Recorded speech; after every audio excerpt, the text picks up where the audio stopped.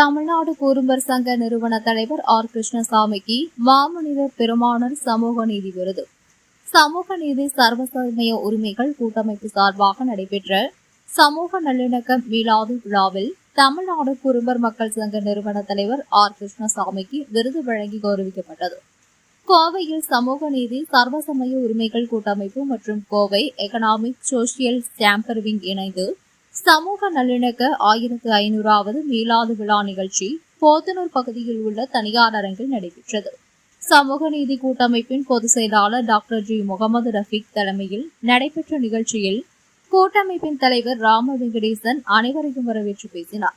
நிகழ்ச்சியில் குருஜி சிவாத்மா, பைதுல் மால் நிறுவன தலைவர் ஹிதாயத்துல்லா, தமிழ்நாடு குறும்பர் சங்க மாநில தலைவர் கிருஷ்ணசாமி, டாக்டர் சுரேஷ் கண்ணன், ஆடிட்டர் கலிமுதீன், தணிக்கை ராஜேந்திரன், கவிஞர் கோட்டீஸ்வரன், சிங்கராயர், மயிலை செந்தில்குமார் உள்ளிட்ட பலர் கலந்து கொண்டனர்.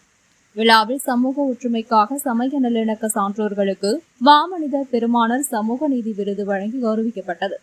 இதில் தமிழ்நாடு குறும்பர் சங்க நிறுவனர் மற்றும் மாநில தலைவர் ஆர் கிருஷ்ணசாமிக்கு மாமனிதர் பெருமானார் சமூக நீதி விருது வழங்கி கௌரவிக்கப்பட்டார்.